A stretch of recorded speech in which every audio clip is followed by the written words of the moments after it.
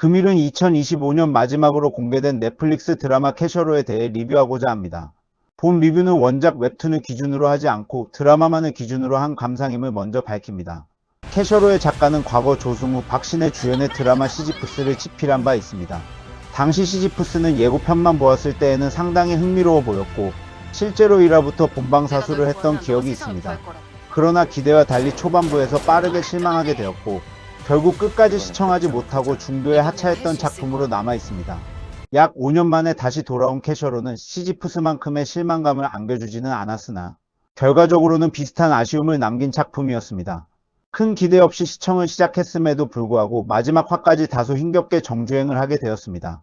캐셔로는 초능력자 집단과 이들을 관리하거나 통제하려는 또 다른 집단 사이의 갈등을 중심으로 이야기를 전개합니다. 설정 자체만 놓고 보면 기존의 초능력물이나 히어로물과는 다소 결을 달리합니다. 능력자들이 선천적으로 타고난 존재이거나 특정 사고나 혹은 재력을 통해 각성하는 방식이 아니라 물려받는다는 개념을 도입합니다.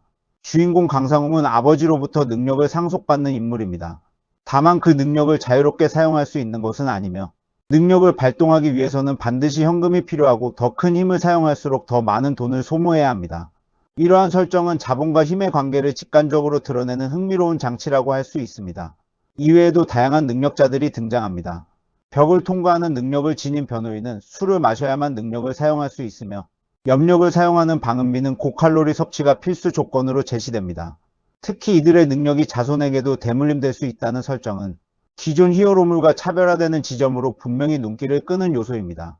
이러한 설정만 놓고 보면 캐셔로는 생활 밀착형 히어로물 혹은 흑수저 히어로의 고단한 현실을 다루는 작품처럼 보입니다. 그러나 실제로 이야기가 진행되면서 드라마는 이러한 가능성을 충분히 확장하지 못한 채 비교적 일반적인 드라마의 흐름으로 수렴되고 맙니다.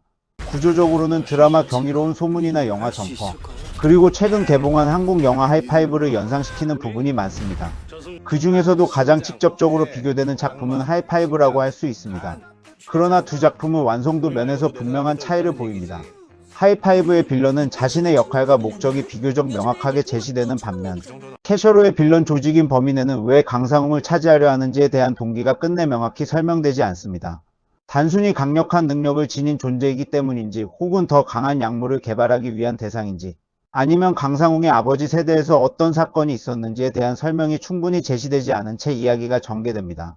남매 관계로 설정된 조안나와 조나단 역시 아버지에게 자신의 능력을 입증하는 것이 삶의 목표인 것처럼 행동하지만 그 과정에서 벌어지는 갈등과 선택은 설득력을 갖추지 못합니다. 이들은 극의 흐름에 따라 갑작스럽게 대립하거나 또 갑작스럽게 주인공 집단을 돕는 방향으로 전환되며 감정의 축적 없이 서사적 기능만 수행하는 인물로 남습니다. 문제는 빌런에만 국한되지 않습니다. 주인공 강상웅을 비롯해 변호인, 방은미 등 주요 능력자들 역시 캐릭터로서의 매력을 충분히 구축하지 못합니다. 특히 흑수저 히어로라는 설정은 이 드라마가 가질 수 있는 가장 강력한 장점이었음에도 불구하고 정작 작품은 이 지점을 적극적으로 활용하지 못합니다.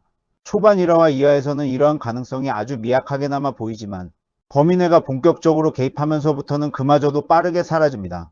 여러 능력자들이 한데 모이면서 오히려 캐릭터 개별의 특이점은 희석되고 드라마만의 고유한 색깔은 흐려집니다. 중반부에는 정자대부라는 또 다른 조직이 등장하며 새로운 갈등 구도를 형성할 것처럼 보입니다. 그러나 이 조직 역시 범인회와 연결된 사연이 드러나면서 급격히 무게를 잃게 됩니다. 그 이유 또한 지나치게 가볍고 허탈하게 처리되어 기대를 쌓아 올린 만큼의 서사적 보상을 제공하지 못합니다. 후반부에 제시되는 반전 역시 문제입니다. 충분한 복선이나 감정의 축적 없이 등장하는 반전은 오히려 극의 몰입을 방해하며 주인공 강상웅의 마지막 전투조차 감정적으로 와닿지 않게 만듭니다. 결과적으로 시청자는 극의 클라이맥스에서조차 감정이입에 실패하게 됩니다. 이 드라마에서 가장 안타까운 캐릭터는 강상웅의 연인 김민숙 역을 맡은 김혜준이라고 생각됩니다. 그녀는 사실상 주연이라기보다는 이야기 전개를 위한 조연 혹은 반전을 위한 장치로 소비됩니다. 마지막 반전의 핵심 키를 쥐고 있기는 하지만 그 외의 대부분의 장면에서는 주인공의 여자친구라는 역할에 머물러 있으며 배우 김혜준이 지닌 매력을 충분히 드러내지 못합니다.